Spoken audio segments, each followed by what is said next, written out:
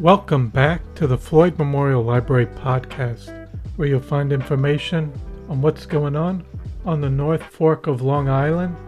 We'll be focusing on issues and opportunities going on in the community, as well as people and stories from the present and the past. I'm your host, Christopher Bianchi, and for episode 45, our guest today is Terese Svoboda. She is a literary powerhouse with a prolific body of work that spans poetry, fiction, memoir, biography, as well as translations, and also does video art, as well as a Guggenheim Fellow. And we talked to her about her time growing up as a child in Nebraska and early on in her life, how she got interested in writing and reading, and her time in college, going to many different colleges in her undergrad. We talk about her process with writing and two new works that just came out in 2024, a novel called Roxy and Coco, as well as The Long Swim, which is a collection of short stories which won the Juniper Prize for fiction. And we also talk about her time living on the North Fork in Greenport and what she thinks of Greenport today. So I hope you enjoy episode 45 with Terese Svoboda. This episode was recorded April 16th, 2024. Thank you so much for coming on to the Floyd Memorial Library podcast today. Yes, I'm glad to be here. Thank you. So I'd just like to start off with a little introduction where you were born and raised.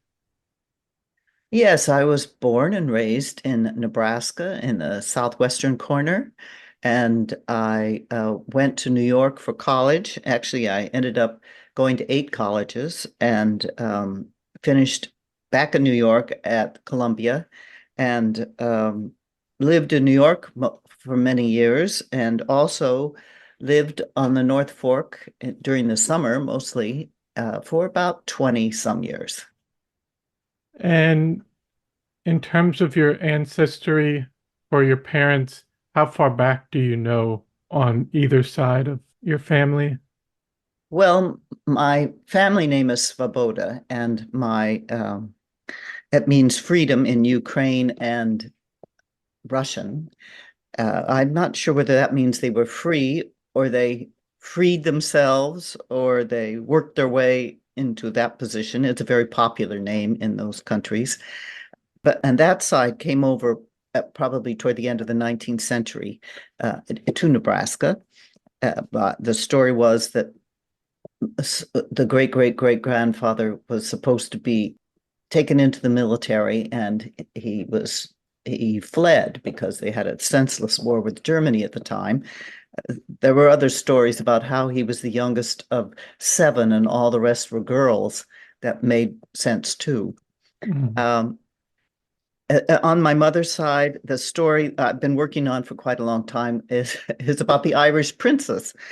My mother always said that she was an Irish princess, and not me, of course, but and it did turn out that there is a hole in the ancestry that explains how that could be. The woman had run off with a commoner to America, and so thus I have a plot.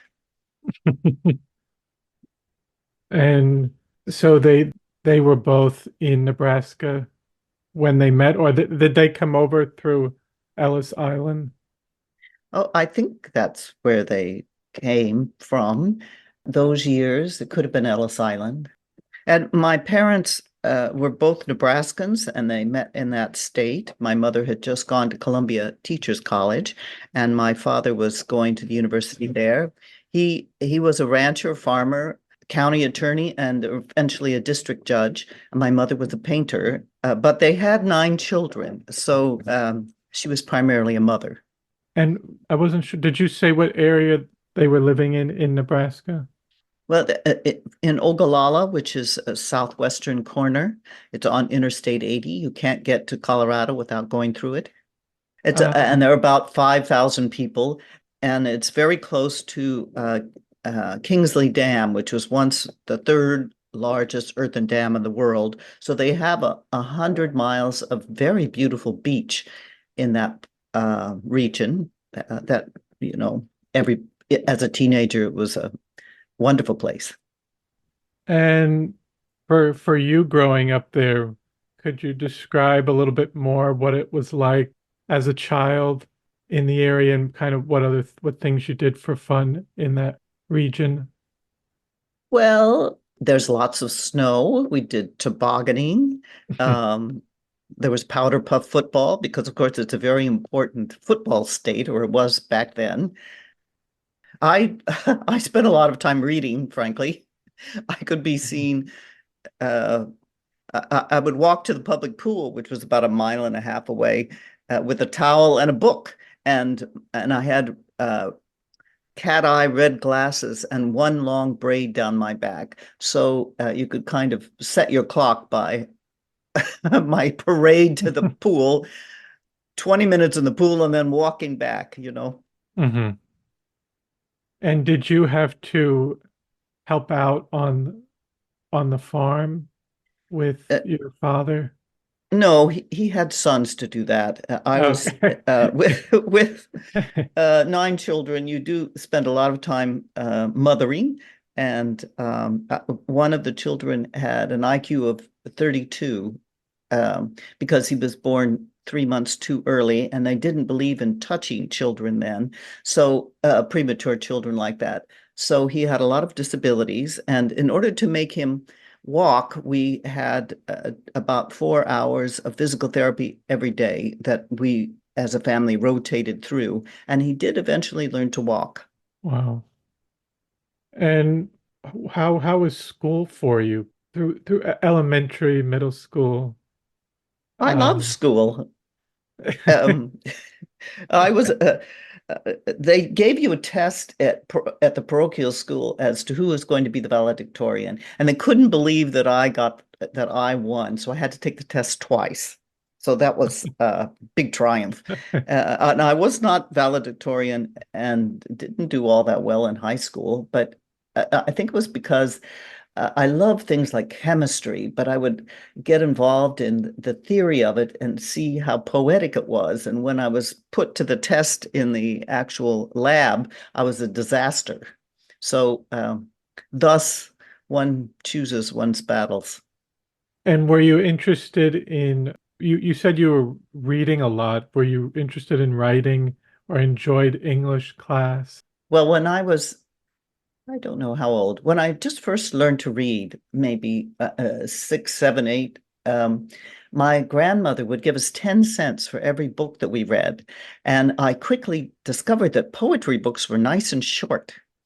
So I cashed in, and therein lies the tale of the making of the poet, the capitalistic version. And well, and then did you have a favorite book that you would read quite often as a child?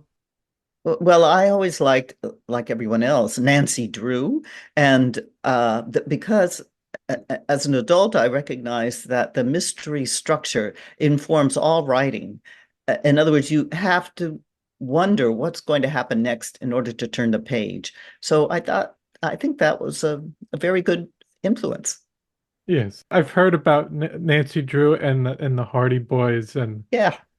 just some people say, no, I only read Nancy Drew. I didn't read, but it's interesting how some things have definitely influenced people from a young age, certain books, and but also in high school, did you kind of know what you wanted to do coming out of high school? Under my portrait in the newspaper, where you were supposed to say who your life's work, mine said undecided. I guess at the very least, because there wasn't a category called poet really in Mm. uh, to choose from. They had just other regular things, not as much of the arts. Do you remember what things they kind of had? Was it more just basic farm or Well, other?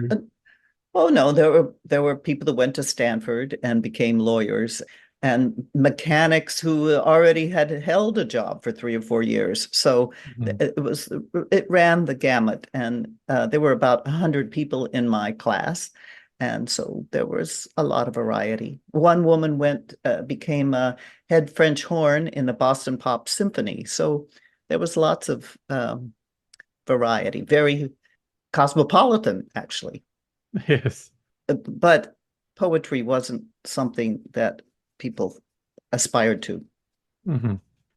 Were you thinking of at that time coming out of high school, did you want to leave that region of Nebraska or did you want to stay there? Did I have any nostalgic ties? Is that what you're asking? Yeah. At the age of 17, I wanted to flee to either coast. And so I went to Manhattanville College, which was run by nuns at the time, and it was all girls. And my mother thought I would be perfectly safe. However, Eldridge Cleaver, who was a Black Power person at the time, took over our administration building, and I learned a lot in the first couple of months. Wow. And how, I guess, could you describe a little bit how the nuns were in the school? Was that because you didn't have that, because some people have had that through elementary, middle school, or high school, but was that something that you had experienced before? Or it was very new coming into Oh, oh, college? no, I had nuns, Dominican nuns in grade school, up to the eighth grade, and then at Manhattanville they were still in uniform, so they were. I was familiar with them, but I didn't stay long, just a couple of years. I ended up going to 8 colleges, and I think I liked registering, or something about the whole process was exciting to me, particularly getting to a new library. And it is reflected in all my visiting professorships. I've had 19 at 19 different Wow. universities. Wow. So um, I'm very comfortable with one aspect of academic life. Yes. And what were you majoring in at that time for your undergrad? At Manhattanville, I was majoring in philosophy, and before they had study abroad programs at Oxford, I studied there between terms with some fascinating tutors. One, an Australian woman who went on to head the first women's commission in Australia. And then I went to the Montreal Museum of Fine Arts and began to study studio art seriously, and at the University of Colorado in Boulder. And but before I went off, I did correspondence courses with the University of Nebraska. So I went to Stanford summer school for writing, and because they didn't accept me in the radio program, I had been a DJ for the last 2 years of high school. And then I eventually ended up at the University of British Columbia with a double major in studio art and creative writing, where the tuition was $300 and I had a scholarship. Those were Wow. the days. Yes. And then I went on to Columbia University for graduate school in creative writing. Wow, that's a lot of different areas. And I mean, could you describe a little bit? You mentioned starting out at Manhattanville and some of the other influences outside of class. How, because where is that located to New York City? It's in Purchase, so it's in Westchester County. Okay. But at that time, would you go into New York City and explore and go to different neighborhoods and museums and art? About well, about 2 weeks after school started, because I was the only one who had a driver's license because I was from the far west. I took a couple of roommates into Manhattan I drove into Manhattan, which was a very exciting experience. We missed the ambulance that almost hit me and parked the car because we wanted to go to a Grateful Dead concert, which started at about 2 o'clock in the morning. And I remember after the concert, we walked through Washington Square Park and Sun Ra was there, the massive musician, and he was chanting for the sun to rise. And I knew it was a place I really wanted to be because, the sun did rise. Wow. And how did it come about that was the next place you went to was Oxford University? I went there for a term and then I went to Montreal Museum. I went to Canada for a few years. Yes. Around what year were you in Montreal? 1967. No, 1969, because it was the year that someone in Parliament was murdered and left in the trunk. And Oh. I remember being, I hadn't been so close to crime ever before. It was exciting. Mhm. And that battle between the two languages, French and English, was amazing. Even at that time, that was there was a lot of tension. I did go to school there and I've seen some changes more in the 2010s, but I'm curious if what you thought of the area in the late 60s, was it as vibrant? Comparing it to New York City, just very different atmosphere. Well, I had a day job as a rare manuscript curator and a Mhm. night job as a rose seller in Old Montreal. So I had a wide view of what was going on. And it was also the year of Expo when they built, all of the facilities for that. And so it was a very exciting time. But we moved into I had always wanted to live in one of the turrets around the McGill, and we moved into a basement apartment, which was fine because it overlooked the garden, but that was September. And by October, we were jumping out of the second floor because of the snow. So the reality of living I don't know how anybody does it, frankly. Now I live in Victoria, the Hawaii of Canada. You said you came back and went to Columbia later for your master's. Why did you decide to come back to New York? Well, I was at the University of British Columbia, and I had been in New York. I knew what the challenges would be, and it looked like it would be harder than Canada. So that's what I decided. And I had applied to the Nova Scotia School of Art and Design, which was at that time a very hot school because of conceptual reasons, and I didn't get in. So Columbia took me in. And then also, even through your undergrad, were you thinking about that you wanted to be a writer at that time? Well, at that time, everyone was an artist. There was that's the way it was. And then this big wave pulled back at kind of the end of the 70s or maybe earlier. And all those people were doctors and lawyers and accountants, and I was still an artist. I guess I just didn't get the message quickly enough. But eventually, I realized when I was in New York going to graduate school, I was taking classes in ceramic sculpture, and I had a small child, and I couldn't do ceramic sculpture in a small apartment anymore. I was supporting myself by typing, and so it was just too hard. That's Mm, the sort of decision you make. yes.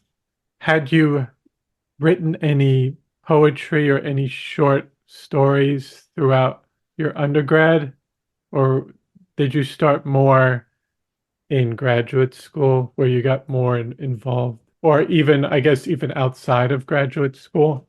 I had published fiction and poetry before I went to graduate school. I had I had a teacher at graduate school that had just critiqued a poem of mine um, scathingly, and the day after that, Poetry Magazine took it, and so it was an embarrassing situation. But I was happy to have had such acclaim at that point.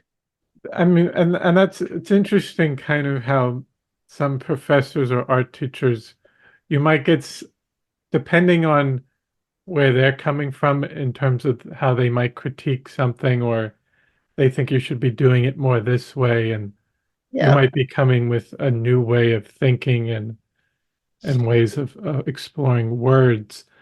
But it's interesting how some things like a situation like that where or they've criticized you and then all of a sudden you've gotten it published in a magazine. Yeah, it was a big validation. But I think it was probably more because the West Coast had a different style. And this woman was an East Coast writer. And, Mm. we had to acknowledge that. Yes, I'm just thinking in retrospect, that's probably what it was too. yes. And then after graduate school, well, in graduate school, were you focusing more on studio arts and fine arts?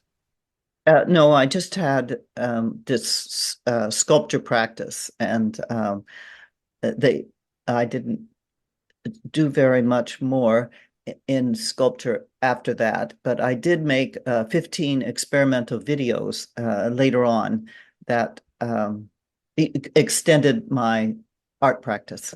And they And, were exhibited all over the world, so and including the Museum of Modern Art, where I curated a show for them. and when did you create, you created a series of videos, but like what was the time frame for those videos? Um, Well, I was a producer on a 12-part PBS series called Voices and Visions at the beginning of the 80s. And one of my jobs at the beginning of the series was to interview video artists, which was kind of a new genre at the time. And so I had the opportunity to talk to maybe 15 top video artists in New York. And I could see that like the Marshall McLuhan idea, I could have access because the video equipment had just become portable. And Mhm, so I got involved in making these kind of strange narratives that I thought were interesting. mhm. And at any point, had you gone out to Eastern Long Island? When I met my current husband, he had spent all his summers in Shelter Island. And so I think that was the first time I encountered it. We had a little house further up island for a couple of years and then found a place in Greenport. And around what year was that you Uh, found the 80, place? yeah, I think about 85. I don't 85. remember exactly. Oh, 90. Oh, okay. Was there anything that attracted you to the area, or Well, what were your kind of first thoughts on the area? it was very romantic because, of course, I was being courted at the time. So, his father had a house on the water, and it was all very beautiful. And Greenport was the place that you left. You took the ferry to Shelter Island. You didn't think too much about it until, 20 years later when all the people from Shelter Island came to Greenport to have dinner. So things have shifted a great deal since then. And I always felt that Shelter Island was a very closed place and that Greenport, because of its diversity, offered an artist, especially, more breathing room. Hmm. And then at the same time, you split time between Greenport and where were you living in New York City? For a long time, we lived on Broadway between 11th and 12th. And then for the last 30 years, we've lived in the Lower East Side. And could you talk a little bit about, obviously, New York City has changed a lot, but in terms of when you first, well, I mean, you were there even in the late 60s, but when you were living more so later on in New York City in the 80s, were you seeing signs of gentrification? And at the same time, was it still an environment that was for artists at the time, there was a lot of openness and people being able to do artwork and use different spaces and affordability of housing at that time. Well, it was Broadway being that close to the Lower East Side. I mean, it was 11th Street, not exactly the Lower East Side, but um, further over in the Alphabet City, there was lots of things going on then. And I was I was raising children, so I wasn't exactly at CBGB's every night, although I did go to the clubs once in a while. Um, and we I had a inherited a cable TV show that was artist run. So I would curate a week's worth, or actually a month's worth of videos. And then my husband would take his bicycle with the 3/4 inch tape piled up in the basket and bicycle it over to the cable station every week. No, every month. And we'd send out announcements on postcards. So it was a very exciting time. Mhm. And you kept producing work and writing as well as you said doing video-based work throughout this period. Could you talk a little bit about specifically for writing what you enjoy really about the process of writing? Well, yes, I enjoy the dopamine hit that you get after 4 hours have disappeared in the intense concentration that writing insists on.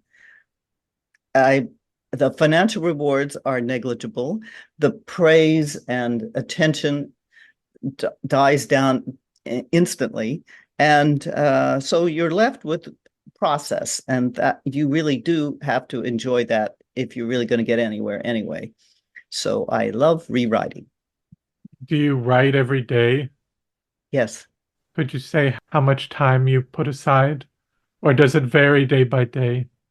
Well, it varies day by day, but I once read all of the Paris Review interviews, and they all did only 4 hours a day.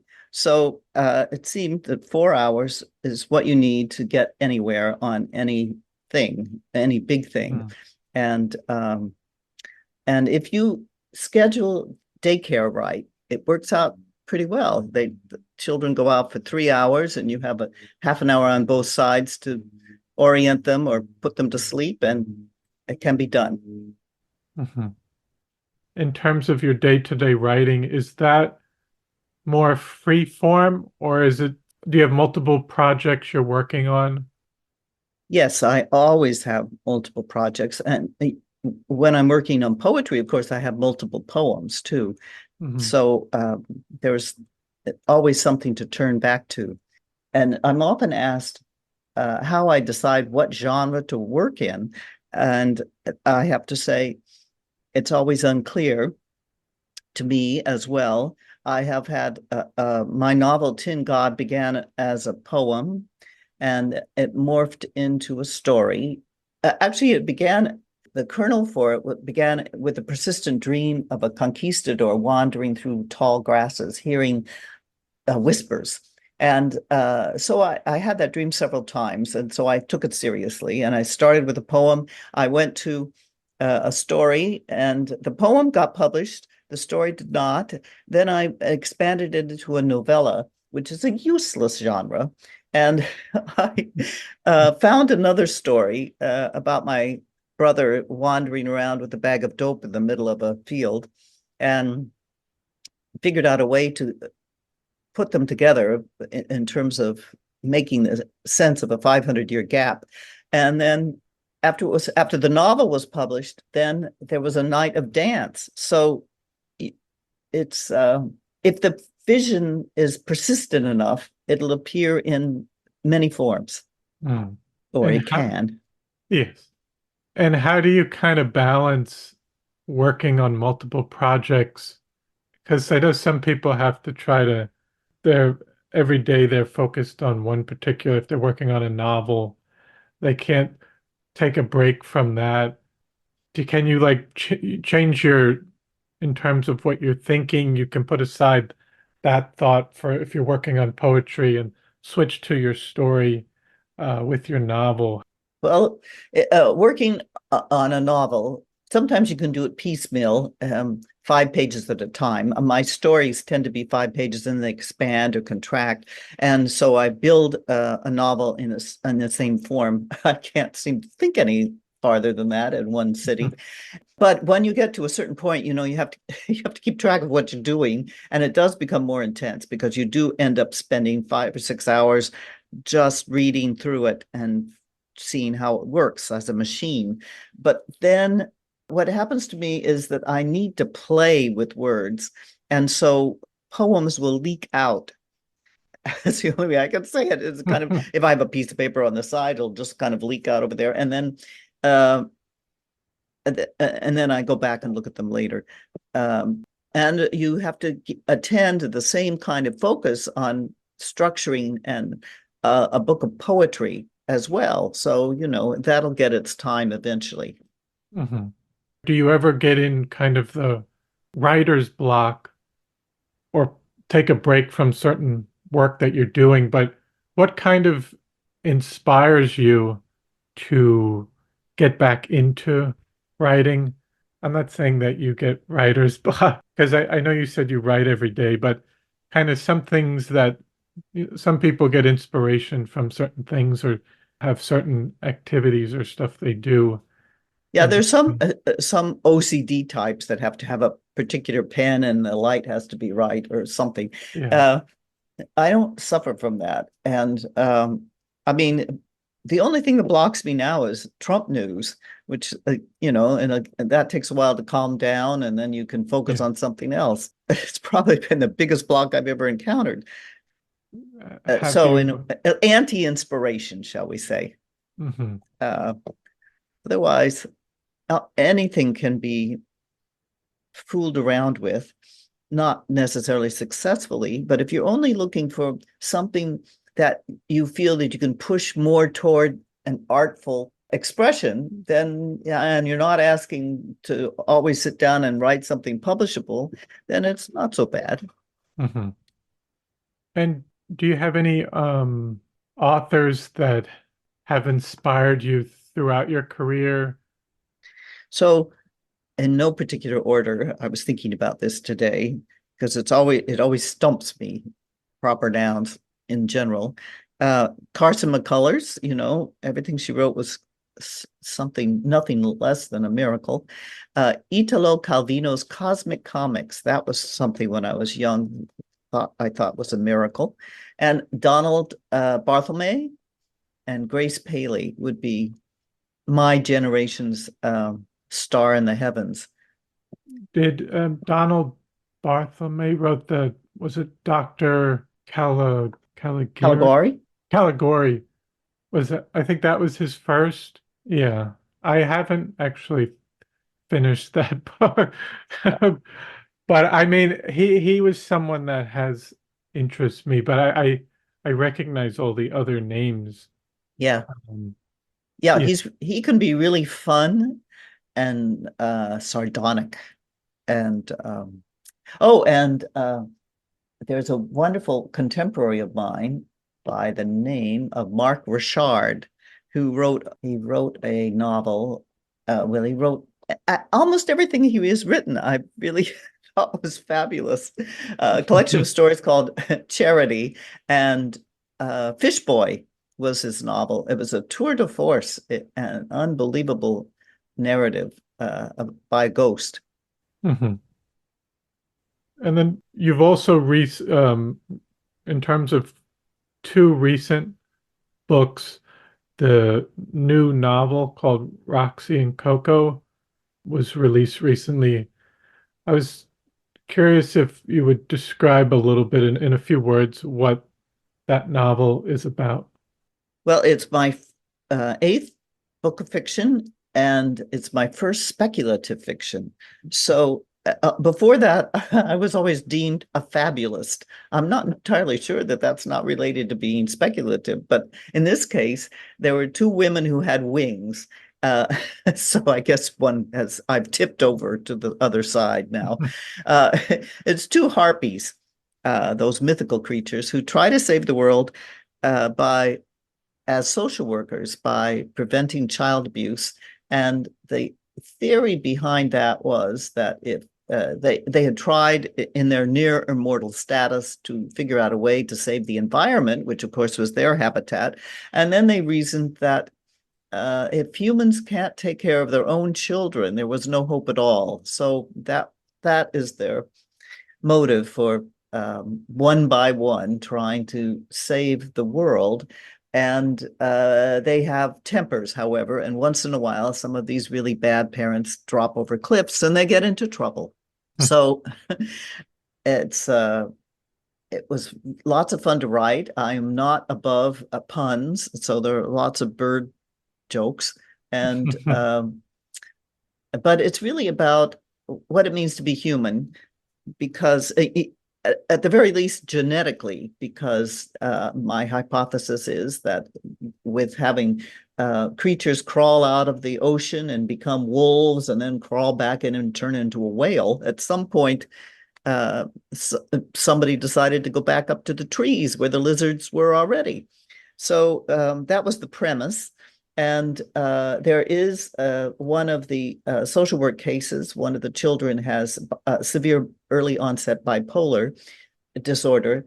And so I was using that to show that it's also hard to tell what abuse is really like, whether it can go both ways, and how delicately we are as social workers and humans unable to understand diversity. So it was lots of fun to write, though it's not quite as serious sounding as I make it. What made you want to write something like this? And I mean, I guess what do you kind of hope that, I mean, obviously people can take different ideas from it and have their own interpretation of it, but in terms of your inspiration for it and what you kind of would hope people might learn or take from the novel. Well, I came about this idea in another century in which I guess because I'm the eldest of 9 children, children seem to be important.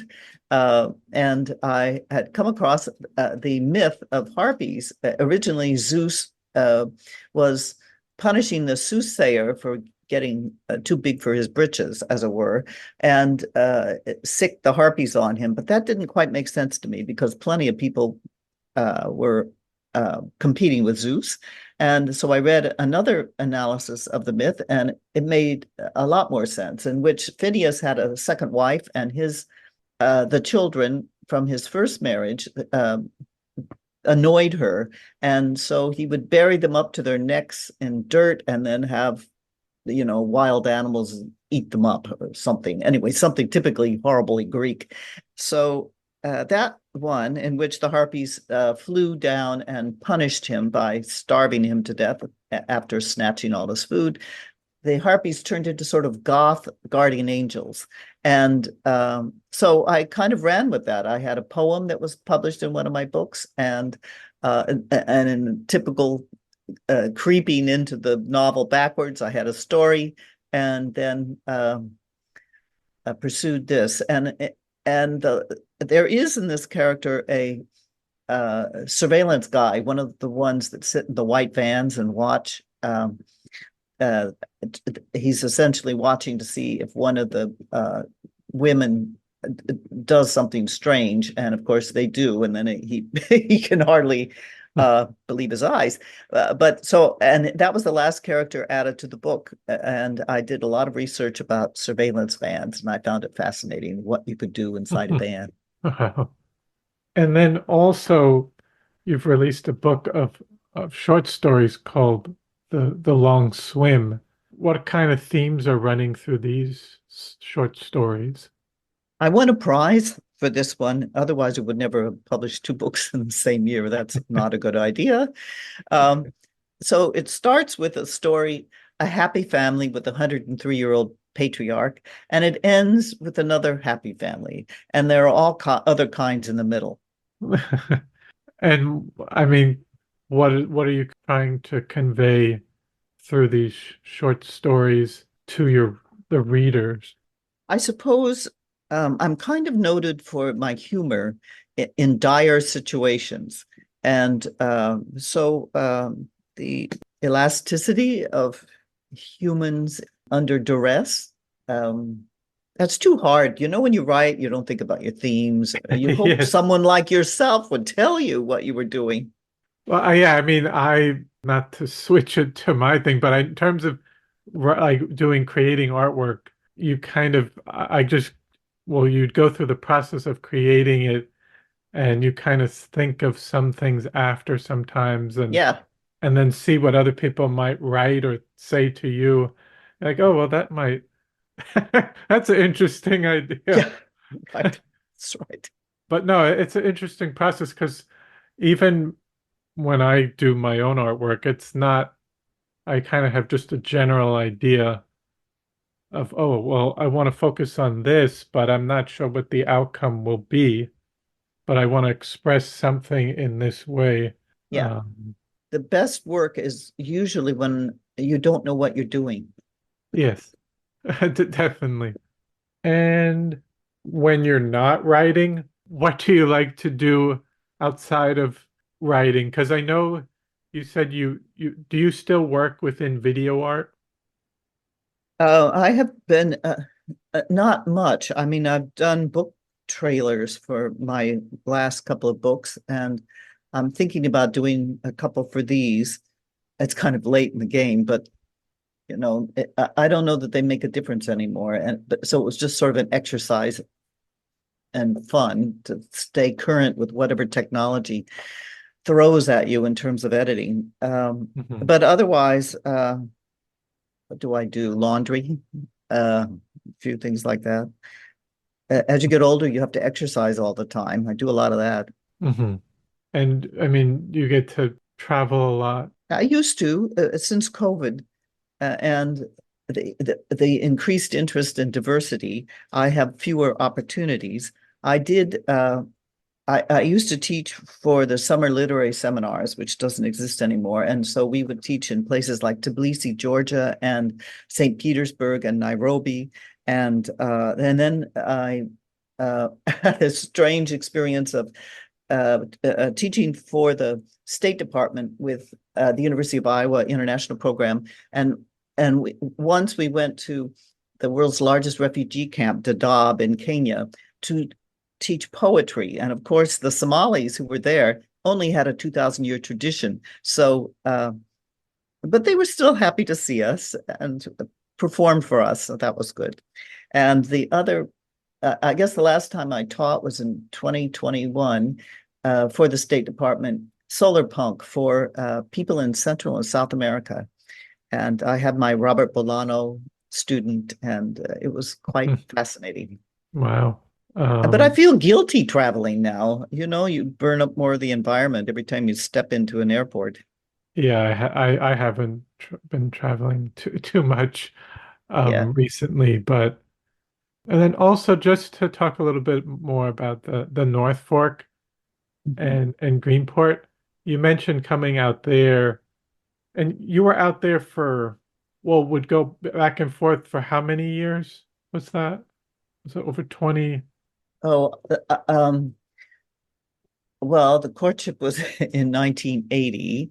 So back and forth to Shelter Island in the 80s. And then we owned a house there, I think, since at least the year 2000, if not before then. I just can't remember the chronology. And we just sold a little house last year on that peninsula that you face when you go off on the ferry to Shelter Island. Oh, And so we okay. had a tiny, tiny little house with 25 feet of beach. So what I really miss is the constant presence of the sea. And in the springtime, the water would come up and bang at the bottom of our house. It was very uh, frightening. And of course, I also miss the library because I haunted that place so much that they put me in the brochure. And I couldn't have finished my biography without the help of Poppy Johnson. And of course, Janet and Lisa were very supportive too. So, and I was even on the board for a short time. So it Wow. remains an important uh, element in my history. Yes. And could you talk a little bit about, I think you said libraries are very important for you in general, wherever you've gone, kind of just in your thoughts on libraries and why they might have been something that attracted you to that environment throughout your career. Well, starting off with the monetary incentives of 10 cents a book and the light slanting down in this tiny little library with a huge librarian who was so excited to have someone to introduce to books. Uh, I think, I've never met a library I didn't like. I uh, I now live in a float home, which is sort of a houseboat in Victoria, British Columbia, and I'm within 15-minute walking distance to the library here, and they've been very generous to me as well. Um, so it's between libraries and museums, what more could you want, right? Yes. And also, could you discuss over the time in Greenport, what obviously things have changed, but what have you kind of noticed throughout your time there up until even last year? Obviously, some things, even people have said since COVID, things have changed even more drastically, but since you moved out here, um, Well, it used to be, Greenport was the poor brother of Shelter Island, and just the place where the ferry docked, and you got on your way to New York City. But you have to, with some perspective, you also have to remember that George Washington played cards there. So, on his route up to Connecticut, so yes. it was always a good place to stop, if nothing else. And but now, of course. People from Shelter Island come to dine because it's such a wonderful, has such a cluster of wonderful restaurants. Uh, Parking has become extremely difficult. Uh, it's not quite the friendly place that I remembered, but it's prospered, and that was something that no one would have. It's always been on the edge of prospering for ever since I've been around, and it seems Mhm. to have taken a turn for Yes. the good of, I guess, Some people commerce. Yeah.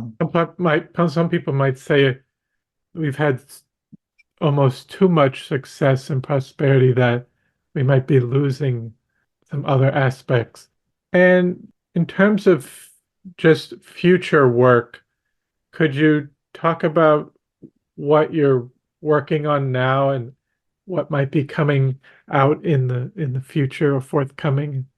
Well, I've been negotiating a contract for several months with regard to a second memoir, which is called, and this is the very best part of it, which is called Hitler and My Mother-in-Law.